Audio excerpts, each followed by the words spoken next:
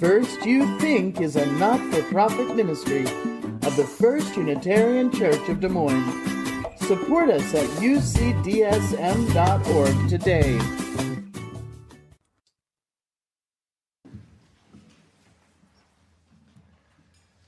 Which wolf do you feed?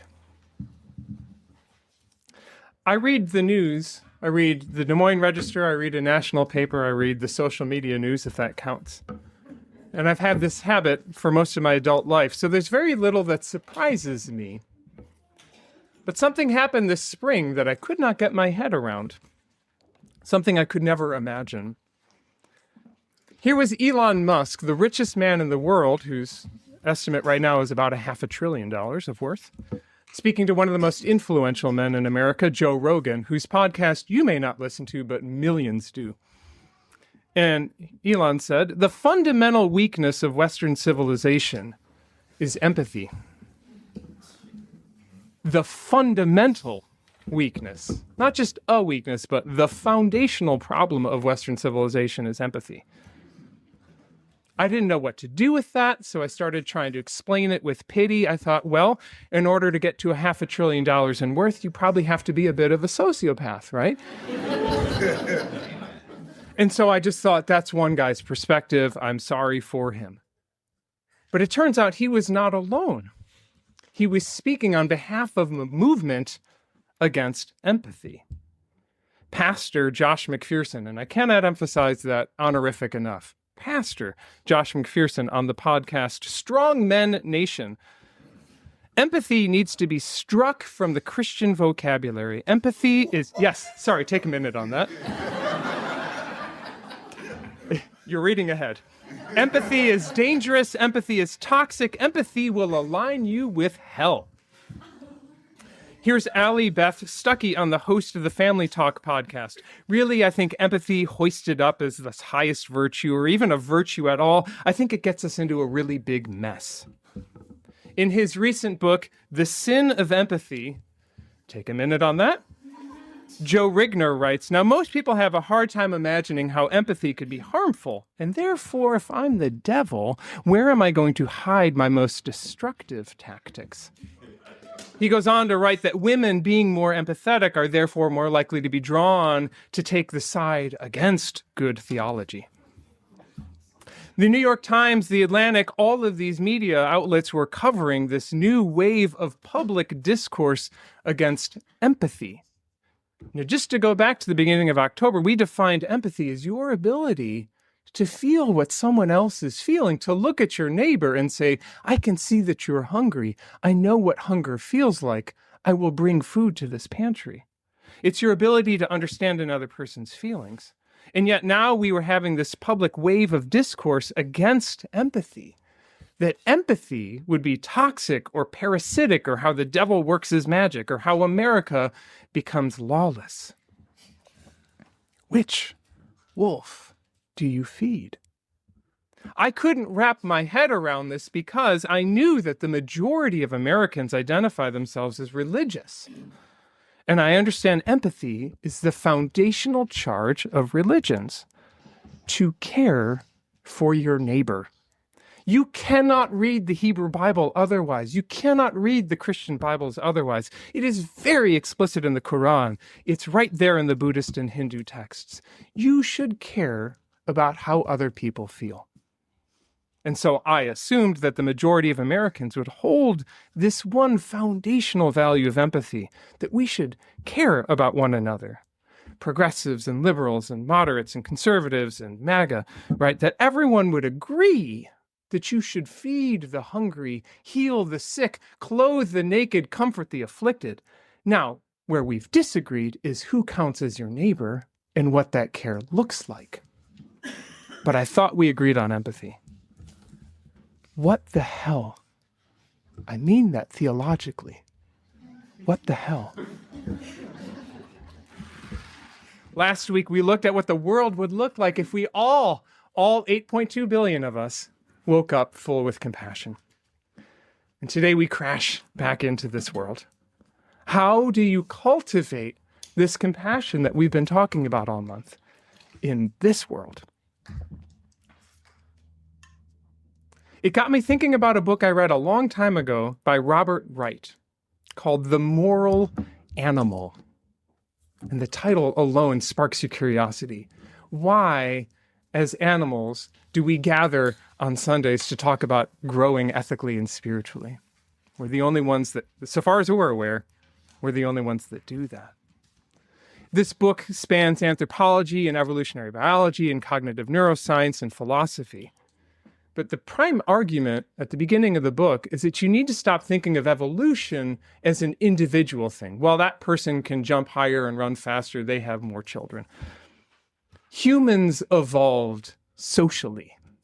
We evolved in groups. We are pack animals. Therefore, the behaviors that promote social welfare, those are the behaviors that propagate. Wright argues we are wired for empathy because empathy produces social cooperation. Brene Brown takes that we are wired for empathy as the starting point of her research later. But this idea that we produce social cooperation through empathy, it's easy to imagine the experiment, a hunting-gathering tribe of 100 to 150 people that produce empathy and cooperation, multiply that over years and years, 150 sociopaths. Which do you bet on over the long haul? We're wired to see one another as neighbors. And this is a big and. They ran an experiment in the 80s. They realized that computers could do some simulations of evolution over time. And so all these anthropologists and evolutionary biologists invited folks to submit programs for a sort of open world program where you could encounter the other and you could either help them or hurt them. And so all these people ended up designing incredibly elaborate algorithms. And the program that won evolutionarily by a landslide over the millions of repetitions of encounters was like 2 lines of code. It was the simplest program in the whole competition. Tit for tat. You help me, I help you. You hurt me, you're dead to me. Love your friends, hate your enemies. And Wright argues we're wired for that too. We're wired for both. The good wolf and the bad wolf. We can see the beauty of the other person, but don't you dare cross me. Which do you feed? Why do we try to feed the good wolf?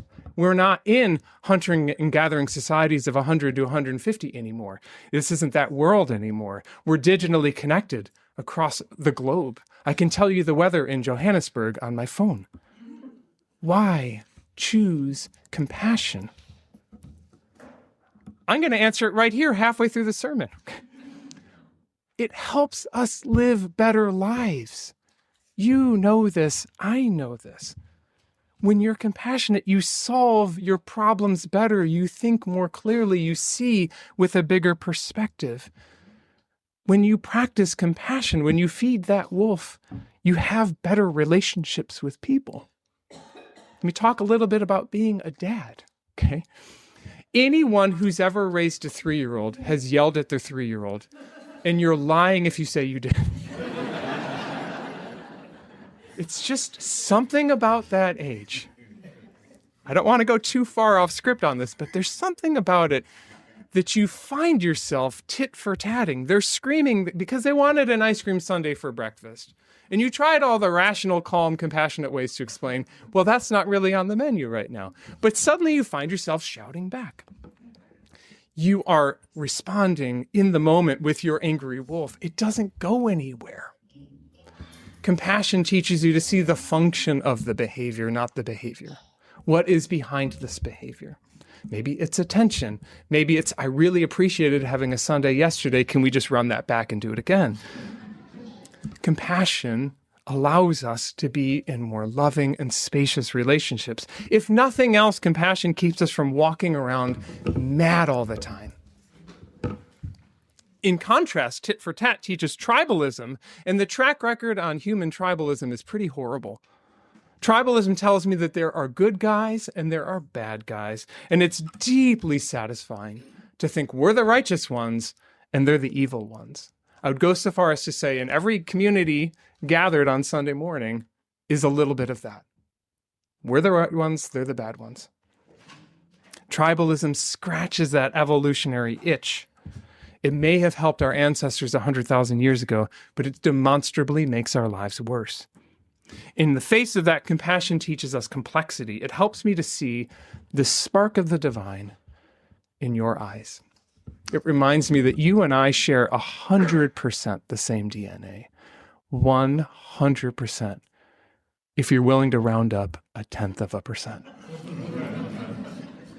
Which wolf do you feed? Compassion's not about winning. It's about living well. As part of living a better life with compassion, compassion teaches us that we can disagree with other people without hating them.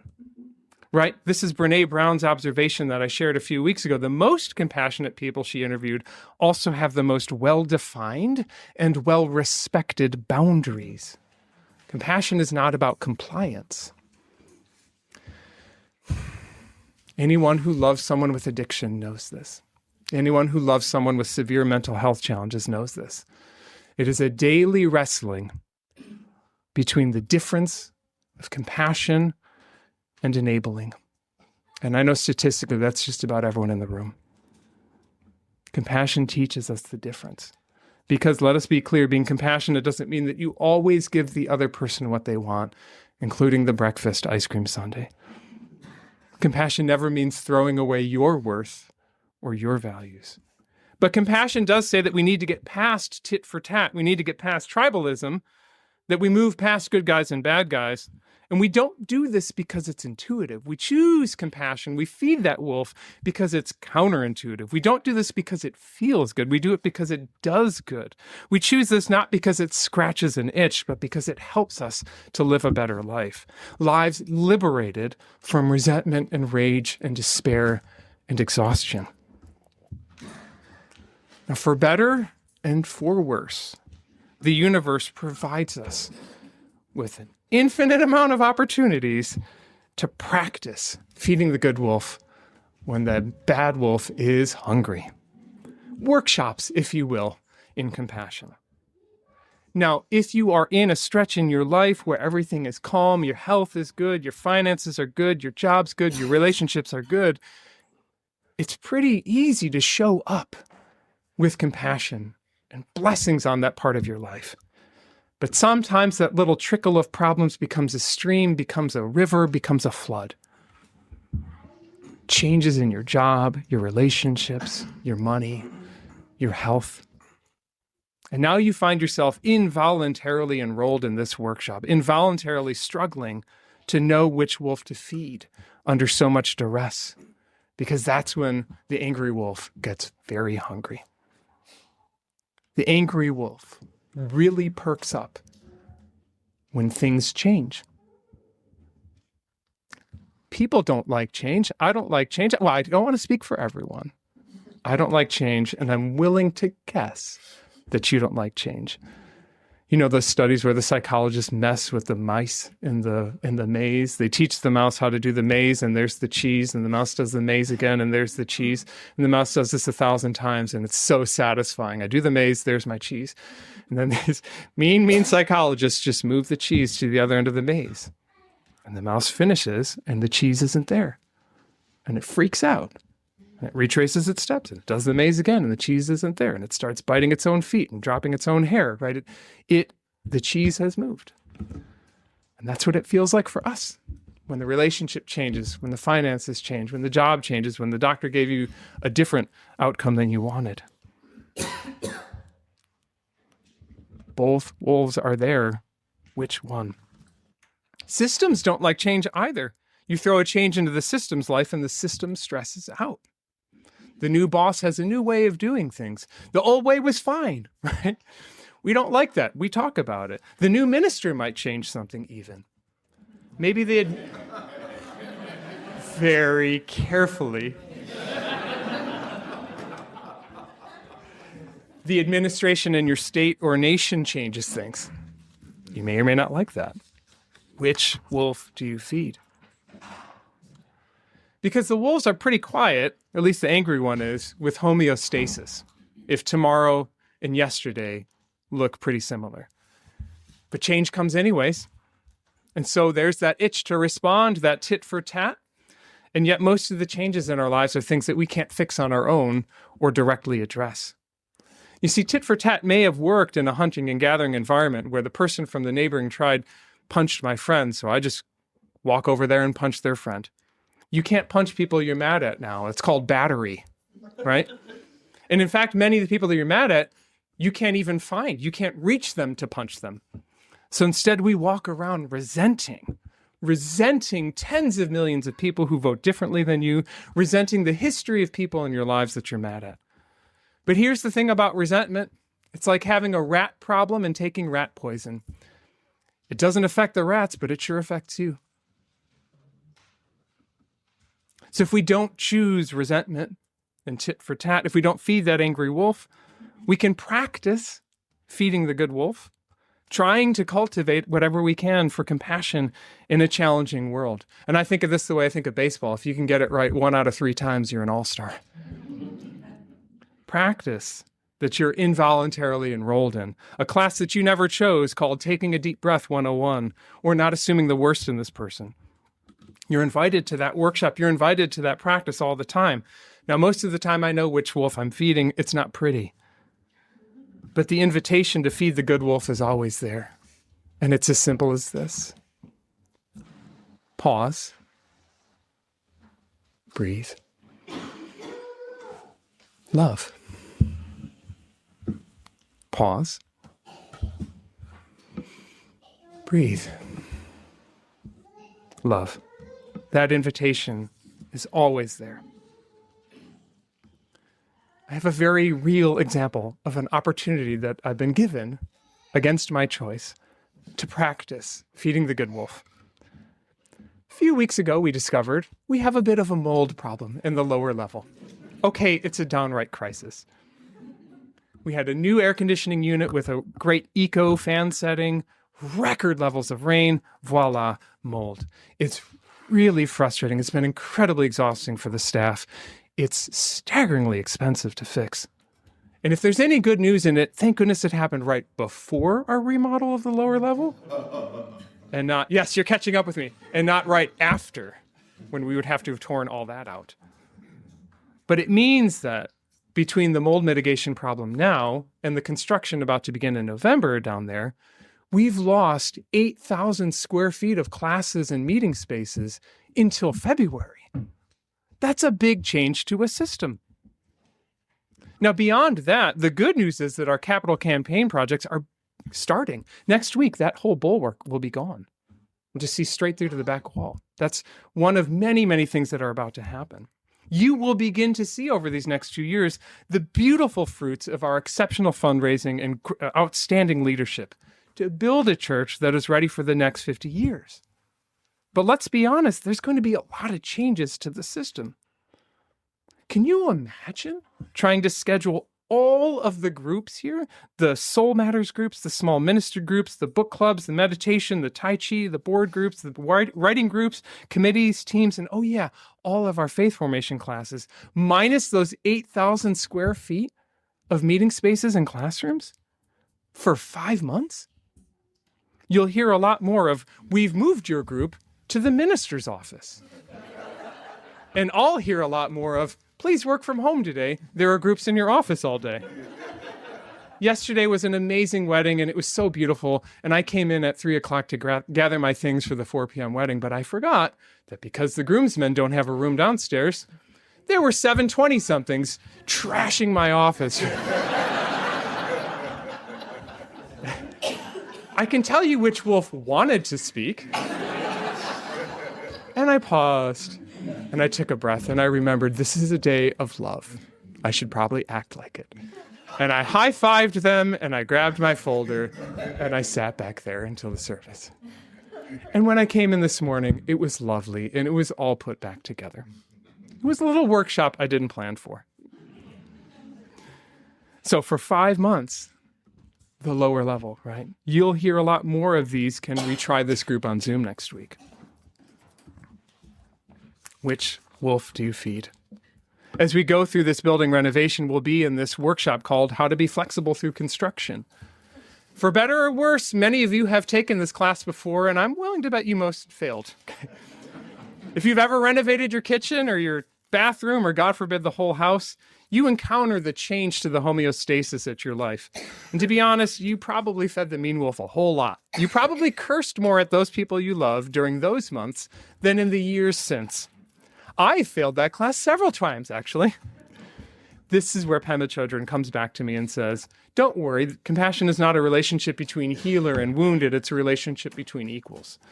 We'll all be stumbling our way through construction, just as we stumble our way through changes at the state and changes at the nation.